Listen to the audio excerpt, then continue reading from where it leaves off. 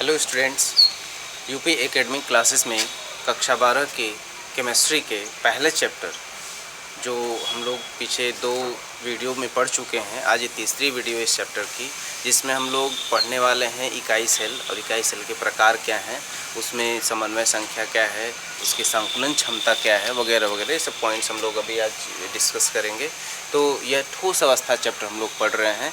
तो आइए शुरू करते हैं। क्योंकि इससे पहले जो वीडियोज़ है उसको आप ज़रूर देखें, उसके आगे इसको देखेंगे तब भी समझ में आएगा। यूट्यूब पर 2 तरह की चीज़ें हैं। स्टूडेंट्स जब वीडियोस को देखते हैं, अगर वो उस वीडियोस को बार बार देखें तो बातें तो एकदम क्लियर समझ में आनी ही आनी है। और कुछ स्टूडेंट्स ऐसे होते हैं जो वीडियोस को थोड़ा सा चलाएंगे, फिर स्किप करके हटा देंगे, फिर दूसरा कुछ देखने लगेंगे, दूसरे जगह चल। नहीं, ये गलत है। आप एक चीज़ को अगर देख रहे हैं तो उसको पूरा देखिए और दिमाग लगा करके देखिए। जैसा कि आप जानते हैं, इसके बाद जब आपके विद्यालय चाहे कोचिंग है जो कुछ भी खुलेंगे उसमें आप जाएंगे पढ़ने के लिए, तो आपके टीचर्स इन सब चीज़ों को पढ़ाएंगे। अगर आप अभी से इन सब चीज़ों को समझ के रखते हैं, और जैसा कोविड-19 का जो है महामारी का समय इसमें देख रहे हैं कि पूरा कॉलेज और सब बंद है, तो हो सकता है सिलेबस कम हो जाए या फिर आपको पढ़ने का कम समय मिले। तो आप इस समय का सदुपयोग करिए। आप क्या करते हैं, वीडियोस को पूरा नहीं देखते हैं और नाम जो है कि कहते हैं कि नहीं समझ में नहीं आया, ये वो। आप भी देखिए, अपने दोस्तों को भी शेयर करिए। अगर आप किसी भी पढ़ाए हुए चीज़ को अच्छे से देखिए शुरू से, जैसे अब इससे पीछे का 2 पार्ट अगर आप नहीं देखेंगे तो तीसरा पार्ट समझ में नहीं आएगा। इसलिए पीछे के भी पार्ट देखिए, इसके भी देखिए, पूरे दिमाग से, दिल से और अच्छे से देखिए, पूरा देखिए। क्यों नहीं समझ में आएगा? ज़रूर समझ में आएगा। आइए देखते हैं। इकाई सेल, यूनिट सेल, या इसको यूनिट सेल जो एकक कोशिका के रूप में भी हम जानते हैं। तो एकक कोशिका क्या होता है, इससे पहले मैंने पिछले वीडियो में आपको बताया पूरा एग्जाम्पल दे करके कि जो भी अवयवी कण होते हैं उनको हम मान लेते हैं कि ये जो है गोलाकार अणु, परमाणु या आयन होते हैं। तो इकाई सेल क्या है, सेल के बारे में अभी पिछले उसमें हमने अभी शुरू किया था, बताया कि वह जो व्यवस्था होती है जो क्रिस्टल जालक में अपने आप को बार बार दोहराती है, उस व्यवस्था की सबसे छोटी जो यूनिट होती है वही जो है यूनिट सेल कहलाती है। उसको इकाई कोशिका भी कहते हैं, इकाई सेल भी कहते हैं। देखिए इसकी परिभाषा, त्रिविम जालक का वह सरलतम भाग या त्रिविम जालक का वह सरलतम रूप जिसकी बारंबारता पुनरावृत्ति होने से, बारंबार पुनरावृत्ति मतलब बार बार वो अपने आप को दोहराए, 2D में 3D में, तो बार बार दोहराने से क्रिस्टल जालक का निर्माण होता है। उस इकाई को या उस भाग को या उस सरलतम रूप को यूनिट सेल या इकाई कोशिका या एकक कोशिका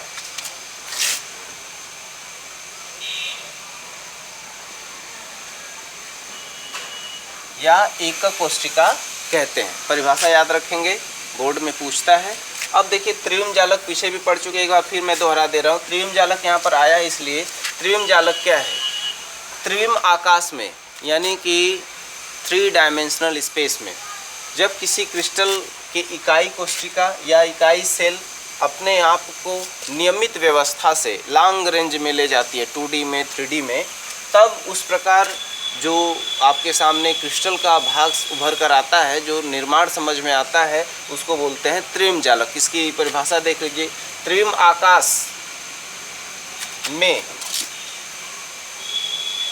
आकाश में किसी क्रिस्टल के इकाई कोशिकाओं का नियमित व्यवस्था, इकाई कोशिकाओं की नियमित व्यवस्था ही त्रिविम जालक, क्रिस्टल जालक या क्रिस्टल लैटिस कहलाती है।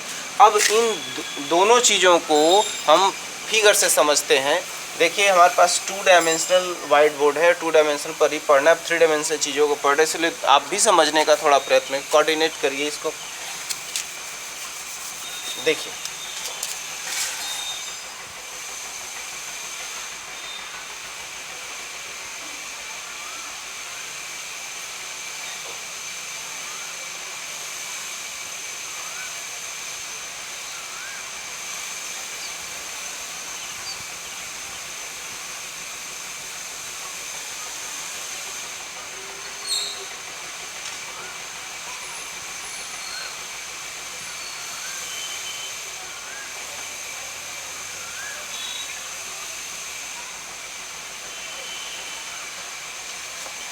इस प्रकार से अगर हम 1 2 3 4 पार्ट इसमें लेके चल रहे हैं, तो इसमें भी हमको 1 2 4 पार्ट ऐसे लेकर के चलना है। 1 2 4 पार्ट। देखिए हम हाथ से बना रहे हैं, थोड़ा इधर उधर हो रहा है। यहाँ से भी हमको 4 पार्ट ही लेना है। 1 2 3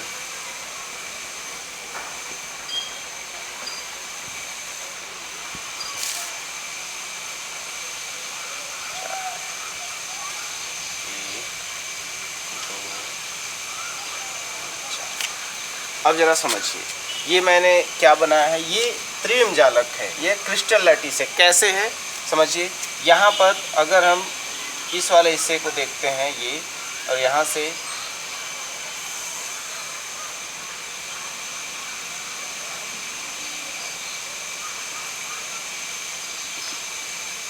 देखिए, यह एक डब्बे की तरह दिखाई दे रहा है। यह ऐसे ही, यह 1 2 3 4 अंदर की ओर 4 डब्बे एक साथ हैं, यानी इकाई कोष्टिका, 4 इकाई कोष्टिका का अरेंजमेंट यहाँ पर दिखाया गया है। 4 इस तरह से, जैसे अभी यहीं पर है, इसको भी देख लीजिए। अगर इसको हम खींच देते हैं ऐसे, तो यह भी एक डब्बे की तरह बन गया। तो अब अगर एक पार्ट को, इसके इस सरलतम रूप को जो अपने आप को बार बार दोहरा रहा है, इसको अगर हम बाहर बनाते हैं तो आप इस तरह से ड्रा कर सकते हैं। देखिए,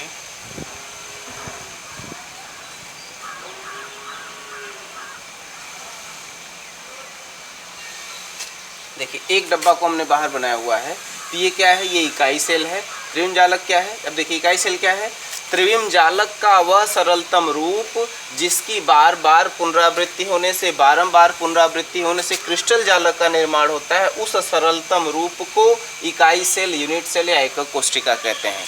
जबकि त्रिविम जालक की परिभाषा क्या देंगे, त्रिविम आकाश में किसी क्रिस्टल कि इकाई कोष्टिकाओं द्वारा, इकाई कोष्टिका ये है, इकाई कोष्टिकाओं की जो नियमित व्यवस्था है, अगर ये अनियमित व्यवस्था होता तब ये क्रिस्टलीय जो है पदार्थ नहीं होता, क्रिस्टलीय ठोस नहीं होता, तब ये अक्रिस्टलीय ठोस होता, अमार्फस होता। तो यहाँ पर त्रिविम आकाश में किसी क्रिस्टल के इकाई कोष्टिकाओं की जो नियमित व्यवस्था है, जो अपने आप को बार बार 2D और 3D में दोहराते हैं, उस व्यवस्था को ही त्रिविम जालक कहते हैं। अगर आप त्रिविम जालक समझना चाहते हैं, इसके लिए इकाई कोष्टिका समझ में आनी चाहिए। अगर आप इकाई कोष्टिका समझना चाहते हैं, इसके लिए आपको त्रिविम जालक समझ में आना चाहिए। दोनों परिभाषाएं आपके सामने है, आप चाहे तो स्क्रीनशॉट लेकर के पढ़ सकते हैं, या आप वीडियो को आप कई बार देखिए ना, जब तक कि आपको समझ में ना आ जाए, क्योंकि क्लास है और आप इसको जितना बार पढ़ेंगे उतना ही अच्छे से समझ में आएगा। तो इस तरह से ये इकाई सेल और त्रिविम जालक के बारे में परिभाषा यहाँ पर लिखी हुई है और मैंने इसके बारे में आपको बताया। हमारा आज का पॉइंट है इकाई सेल, यूनिट सेल क्या है। तो इसके आगे बढ़ते हैं।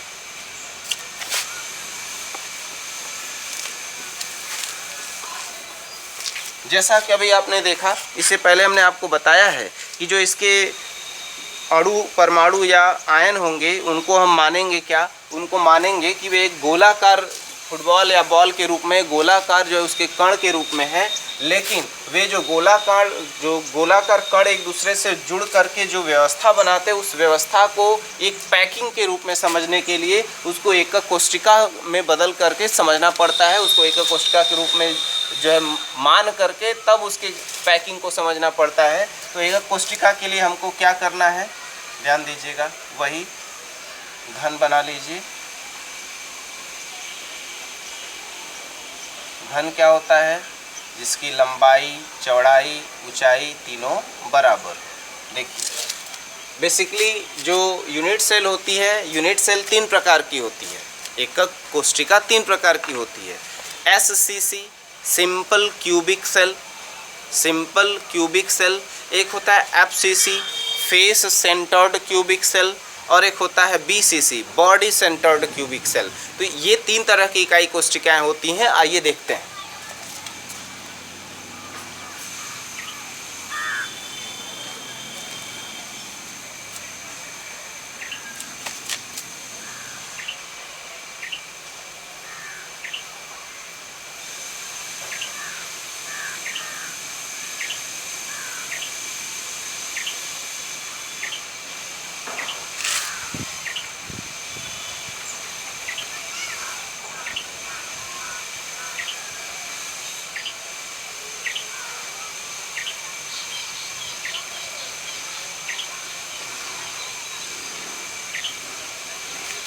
देखिए, ये आपको पता है क्लोज पैकिंग अगर पढ़ रहे तो क्लोज पैकिंग में दो अणुओं के बीच में, दो अवयवी कणों के बीच में, परमाणु या आयनों के बीच में कम से कम स्थान रहेगा, वो क्लोज पैकिंग करके रखेंगे। लेकिन यहाँ पे इकाई कोष्ठिका को समझने के लिए उस अणु परमाणु या आयन को हम बहुत छोटा रूप में बनाएंगे। लेकिन आप उस बात को समझिए कि वो अगर यहाँ पे हम छोटा रूप में बनाते हैं तो वहाँ पे पूरा एक दूसरे से स्पर्श किए हुए हैं। तो यहाँ पर इस कोने पर, यहाँ पर इस कोने पर, यहाँ पर इस कोने पर, ऐसे ही आपके एक घन में 8 कोने होते हैं। जो अब ये देखिए 8 कोने हैं, तो इसका मतलब ये जो मैंने बनाया है ये बीच में खाली स्थान नहीं रहेगा, ये तो एक दूसरे को स्पर्श किए रहेंगे। हमको समझने के लिए ऐसा बनाना पड़ रहा है। अर्थात यहाँ ऐसे ये वाला, फिर यहाँ से स्पर्श किए हुए ऐसे। अब देखिए, अब इसको हटाना पड़ेगा बीच से, ऐसे। अब ये वाला इसको स्पर्श किए ऐसे, और यहाँ पर एक और ऐसे। देखिए ऊपर में 4 बन गए, ऐसे ही नीचे में 4 रहेंगे जो सामने दिखेगा, 1 2, उसके पीछे 1 और 1 यहाँ पर। देखिए इस तरह से 4 और 4, यानी नीचे 4 ऊपर 4 मिला के 8 अवयवी कणों का अरेंजमेंट ऐसे दिखाया गया है। देख लीजिए, ऐसे दिखाया गया है। तो इसको समझने के लिए एग्ज़ाम में आप ये बना भी नहीं पाएंगे और ये बनाना भी नहीं, ये आप समझाएंगे। अगर आपको एग्ज़ाम में बनाना है तो ये बना करके समझाएंगे। और ये क्या है? ये है साधारण एकक कोष्ठिका। साधारण एकक कोष्ठिका। चूंकि इसको क्यूब पर बना रहे इसको, इसलिए इसको क्यूबिक सेल बोलेंगे, घनीय इकाई सेल। घनीय इकाई सेल, क्यूबिक यूनिट सेल या क्यूबिक सेल भी इसको बोल सकते हैं। तो ये साधारण एकक कोष्ठिका है, सिंपल क्यूबिक सेल। इसको हम SCC लिखते हैं।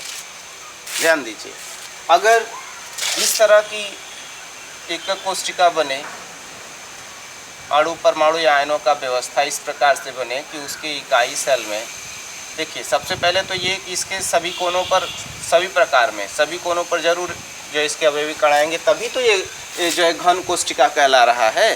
क्योंकि घन कोष्ठिका बनने के लिए इसके घन के कोनों पर, प्रत्येक पर जो अणु परमाणु आयन जो भी होते हैं वो होने चाहिए, तभी ये घन सेल कहला रहा है।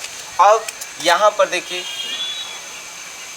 एक अवयवी कण यहाँ भी होगा, एक अवयवी कण यहाँ भी होगा, एक अवयवी कण यहाँ भी होगा, एक अवयवी कण यहाँ भी होगा, एक अवयवी कण उधर भी होगा और एक अवयवी कण इधर भी होगा। ये क्या है अब समझिए।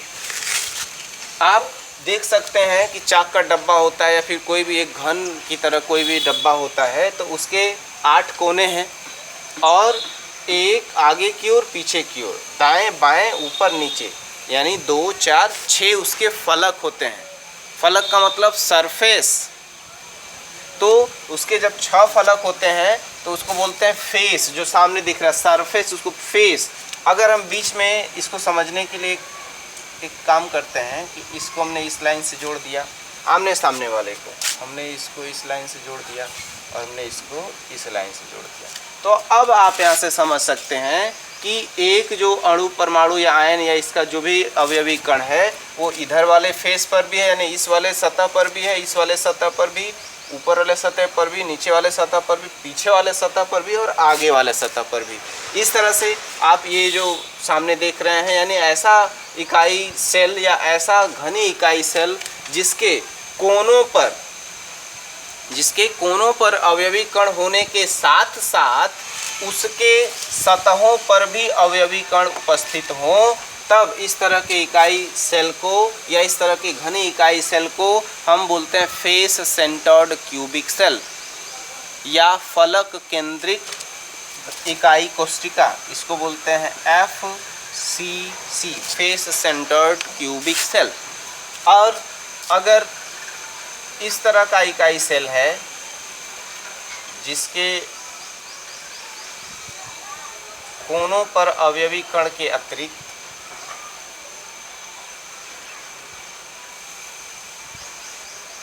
एक अवयवी कण उसके बॉडी सेंटर्ड यानी उसके बीच में केवल एक अणु परमाणु या आयन उपस्थित होता है, तब इसको बोलते हैं काय केंद्रित इकाई घन या काय केंद्रित घनीय इकाई सेल, जिसको बोलते हैं body centred cubic cell, short में BCC, body centred cubic cell. BCC body centred cubic cell, FCC face centred cubic cell, SCC simple cubic cell. आप देख सकते हैं सिंपल क्यूबिक सेल क्या होगा, ऐसा घनीय सेल जिसके 8 कोनों पर एक एक अवयवी कण उपस्थित होते हैं, वह जो है साधारण एकक कोशिका होती है। और ऐसा क्यूबिक सेल, ऐसा घनीय इकाई सेल जिसके 8 कोनों पर अवयवी कणों के अतिरिक्त उसके प्रत्येक सतह पर अवयवी कण उपस्थित होते हैं, तब उसको बोलते हैं FCC फलक केंद्रित इकाई सेल या घनी इकाई सेल। ये BCC काय केंद्रित इकाई सेल, ऐसा घनी इकाई सेल जिसके 8 कोनों पर परमाणु अणु या आयन या अवयवी कण के होने के साथ साथ उसके ठीक बीच में एक और अवयवी कण उपस्थित रहता है, तब वह BCC काय केंद्रित यानी कि बॉडी सेंटर्ड क्यूबिक सेल कहलाती है। इस तरह से इकाई सेल 3 प्रकार की होती है जो आपके सामने है, साधारण एकक कोशिका, फलक केंद्रित एकक कोशिका और काय केंद्रित एकक कोशिका। और एकक कोशिका की परिभाषा जस्ट अभी आपके सामने यहाँ पर अभी बताया गया। और एकक कोशिकाएं आपस में मिल करके एक जो है लंबी दूरी तक एक व्यवस्था बनाती हैं, उस व्यवस्था को हम क्रिस्टल लैटिस बोलते हैं, जिसको बोला जाता है त्रिविम जालक या क्रिस्टल जालक। इसको आप देख सकते हैं। अब इसके बाद 2 परिभाषाएं आपके सामने और उभर कर आती हैं।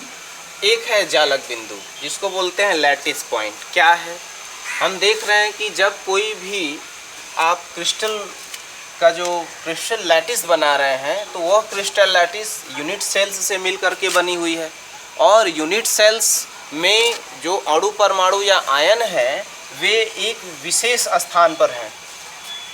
ऐसा तो नहीं है ना कि कोई भी अणु परमाणु या आयन कहीं भी हो सकता है, ऐसा नहीं है, उनका एक विशेष स्थान है।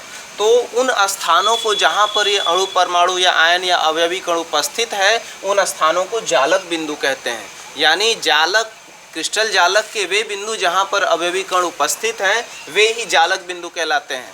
और इसकी परिभाषा हम इस तरह दे सकते हैं कि क्रिस्टल जालक में कणों के द्वारा ग्रहण किए गए स्थान, क्रिस्टल जालक में कणों के द्वारा, अवयवी कणों के द्वारा, उसके आगे क्वेश्चन लिख सकते हैं अणु परमाणु या आयनों के द्वारा। आम धारणा होती है बच्चों के मन में कि जब हम बोर्ड एग्जाम में कॉपी में लिखते हैं तो लिखते समय हम किसी भी क्वेश्चन का आंसर जितना लॉन्ग लिखेंगे, यानी जितना अधिक जगह घेर करके लिखे रहेंगे, एग्जामिनर के ऊपर उतना अधिक प्रभाव पड़ेगा और उतना अच्छा नंबर देगा। ऐसा लोग सोचते हैं, बच्चे सोचते हैं, लेकिन ऐसा नहीं है। आप फैक्ट लिखिए, आप साइंस के स्टूडेंट हैं, आप फैक्ट लिखिए। आपसे क्या पूछा गया, अगर आपका आंसर 2 लाइन का बनता है तो आप 2 लाइन में लिखिए, हाँ, लेकिन पूरा लिखिए। हाँ, अगर आप अपने हिसाब से थोड़ा और उसको बेहतर ढंग से लिख सकते हैं तो बेहतर ढंग से लिखिए। अब ये मत करिएगा कि इतिहास, भूगोल, नागरिक शास्त्र जैसे ज़्यादातर ये माना जाता है, मैं किसी सब्जेक्ट का वो कुछ नहीं कर रहा हूँ, जो इतिहास, भूगोल, नागरिक शास्त्र या फिर समाज शास्त्र, ये सबके जो बच्चे होते हैं वे भी अगर क्वेश्चन का आंसर जितना पूछा है, जितने शब्दों में लिख रहे हैं उतना शब्दों में लिखें तो ही बेहतर होता है। लेकिन क्या है, अक्सर देखा जाता है, कापियाँ भी ऐसा सुनने में आता है, देखने में आता है कि खूब उल्टा पुल्टा सब लिखते हैं। कोई फ़र्क नहीं पड़ता उससे, आप केवल फैक्ट लिखिए। अगर आप फैक्ट लिखते हैं तो एग्जामिनर जो होगा उस फैक्ट को जल्दी से पढ़ेगा, उसको दिमाग में आएगा, हाँ ये बच्चा एकदम सही लिखा है, आपको नंबर मिलेगा। आइए देखते हैं, यहाँ पर क्रिस्टल जालक के कणों के द्वारा ग्रहण किए गए स्थान जालक बिंदु, लैटिस पॉइंट कहलाते हैं। अर्थात ये जो जगह है जहाँ पर वह जगह, वह स्थान जिसको उन कणों ने, अवयवी कणों ने घेर रखा है, उस स्थान को ही क्रिस्टल जालक का क्या बोलेंगे, जालक बिंदु, लैटिस पॉइंट बोलेंगे। अब समन्वय संख्या एक बार फिर देखिए, अब यहाँ तक समझ ले समन्वय संख्या क्या, समन्वय संख्या कोऑर्डिनेशन नंबर कि किसी क्रिस्टल जालक में किसी जालक बिंदु को घेरे हुए अन्य जालक बिंदुओं की संख्या समन्वय संख्या कहलाती है। किसी क्रिस्टल जालक में किसी जालक बिंदु को चारों तरफ से घेरे हुए जालक बिंदुओं की संख्या उसकी समन्वय संख्या कहलाती है। जबकि इसके पहले वीडियोस में आपको मैंने बताया है कि किसी भी क्रिस्टल में कोई भी अणु, परमाणु या आयन, उसका जो अवयवी कण है अपने चारों तरफ कितने अवयवी कणों से संपर्क में है, जुड़ा हुआ है, उन अवयवी कणों की संख्या ही समन्वय संख्या कहलाती है। तो यहाँ पर भी वही बात बोला जा रहा है कि एक जालक बिंदु यानी एक अवयवी कण अपने चारों ओर कितने जालक बिंदुओं से यानी कितने अवयवी कणों से संपर्क में है, कितने जो है अवयवी कणों को स्पर्श कर रहा है, उन्हीं अवयवी कणों की संख्या ही समन्वय संख्या कहलाती है। चाहे आप ऐसे लिखिए चाहे वैसे लिखिए, अथवा करके उस परिभाषा को भी यहाँ पर लिख सकते हैं। इस तरह से आपके पास अभी जालक बिंदु और समन्वय संख्या को हमने समझाया, इसको आप स्क्रीनशॉट ले सकते हैं। अब देखते हैं अगला पॉइंट है इकाई सेल में अवयवी कणों की संख्या, अर्थात एक इकाई सेल में कितने अवयवी कण होते हैं। देखिए, सबसे पहले तो हम जानते हैं कि साधारण क्यूबिक सेल SCC में, या इससे पहले आप चीज़ों को देख लीजिए। पहला, जब कण, कौन सा कण, अवयवी कण, अणु, परमाणु या आयन, जब कण सेल के कोने पर है,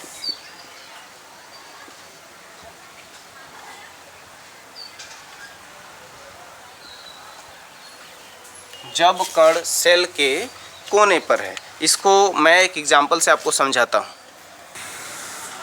देखिए, कल का एग्जाम्पल जैसे मैंने समझाया था कि यह एक इकाई सेल मान लेते हैं, एक ईंट, और ये भी एक इकाई सेल है, ये भी, यानी कि 4 इकाई सेल। जब इसको क्लोज पैकिंग बनाते हैं तो देखिए 1 2 3 4 ईंट यहाँ पर, 4 इकाई सेल यहाँ पर ये वाला जो कोना है जिस पर ये चारों भी यहाँ पे मिले हुए हैं, इस कोने को हम वह बिंदु मान रहे हैं जो कोने पर उपस्थित है, जो अभी हमने देखा।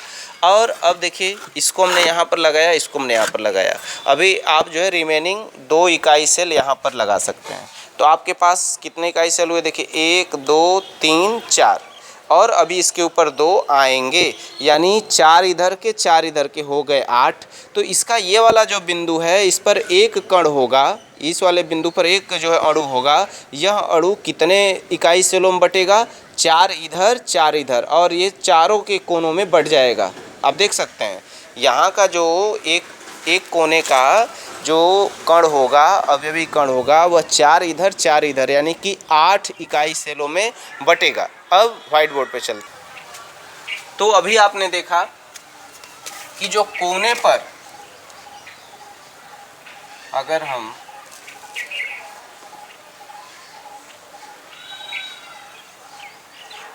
किसी भी इकाई सेल को बनाते हैं और इसके कोने पर जो अणु, परमाणु या आयन है, यह अपने चारों ओर 8 एकक कोष्ठिकाओं में बटेगा। अब 8 एकक कोष्ठिकाओं में बटने का मतलब कि एक अणु को, एक अवयवी कण को 8 भागों में बांटेंगे।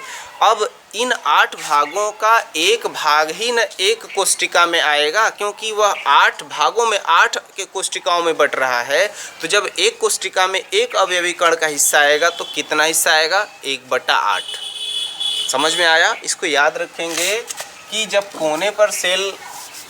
कण जो सेल के कोने पर होता है, तब अवयवी कण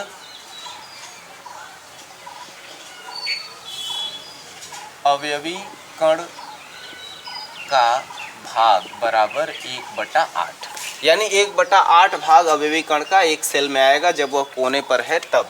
दूसरा देखिए, जब कण फलक पर है, फलक पर होने पर क्या होगा कि जब 2 एकक कोष्ठिकाएं एक दूसरे से संपर्क में आएंगे, यानी दोनों का फलक जब संपर्क में आएगा, एक दूसरे को छुएगा, तो जो अणु, परमाणु या आयन होगा वो बीच में, देखिए, आधा एक कोष्ठिका में चला जाएगा उसका हिस्सा और आधा दूसरे कोष्ठिका में चला जाएगा उसका हिस्सा, अगर लैटिस पॉइंट वहाँ पर होता है तब। यानी कि अवयवी कण कितने हो जाएंगे इसमें, एक घनीय सेल में अवयवी कण जो होगा वो 1/2 होगा, 1/2 होगा। और तीसरा भी देख लीजिए, जब कण केंद्र पर हो। जब कण केंद्र पर रहेगा तो जैसा कि आप क्लोज पैकिंग देखे हैं, अगर हम पैकिंग बनाएंगे उसके केंद्र पर एक अणु परमाणु आयन को रख देंगे तो वो पूरा का पूरा उसके अंदर रहेगा, यानी कि पूरा का पूरा एक जो अवयवी कण होगा जब केंद्र पर होगा तो पूरा का पूरा एक ही घनीय सेल में रहेगा, यानी कि अवयवी कण बराबर ए। देखिए ध्यान से इसको समझिए, अगर बात समझ में नहीं आए तो आप हमसे पूछ सकते हैं।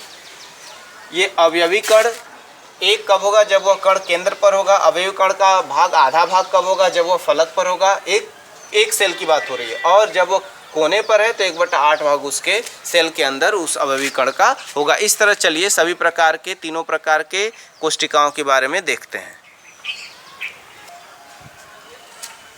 आइए देखते हैं। सिंपल क्यूबिक सेल में, साधारण घनीय एकक कोशिका में हमारे सामने बना हुआ है SCC में सिर्फ कोनों पर अवयवी कण होते हैं। तो एक कोने पर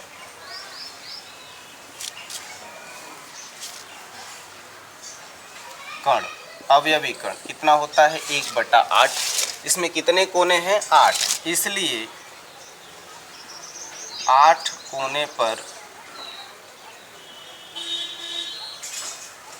अवयवी कणों की संख्या 8 × 1/8। तो 8 से 8 कैंसिल, एक कण, एक अवयवी कण। कुल मिलाकर के अलग अलग हिस्सों पर, लेकिन कुल अवयवी कणों का जो भाग है एक कोशिका में, एक साधारण कोशिका में कितना आएगा? एक कण, यानी एक अवयवी कण के बराबर जो है कुल मिलाकर के कण इसके अंदर आएगा। यहाँ पर देखिए फेस सेंटर्ड क्यूबिक सेल में FCC में पहला 8 कोनों पर अवयवी कणों की संख्या। आप जानते हैं कि एक कोने पर 1/8 हिस्सा होता है, तो 8 कोने पर 8 × 1/8 यानी कि एक कण। ठीक। और दूसरा देखिए इसके कितने फलक हैं? 6। 1 2 3 4 5 6। तो 6 फलक हैं। 6 फलक पर कण। अब जब 6 फलक पर कणों की संख्या जब देखेंगे तो 6 × एक फलक पर कितने कण आ रहे थे? अभी पीछे समझे हैं कि एक फलक पर 1/2 भाग जो है एक कण का एक कोशिका के अंदर आता है। तो 1/2, तो 2 से कट जाएगा 3। अब यहाँ पर आप देख सकते हैं कुल कणों की संख्या क्या हो जाएगी? कुल कणों की संख्या हो जाएगी 4। कब? जब ये FCC होगा तब। अब देखते हैं यहाँ पर जब ये BCC है। BCC में दो बात है, एक सेंटर पर है और 8 जो है उसके कोनों पर है। पहला 8 कोनों पर अवयवी कण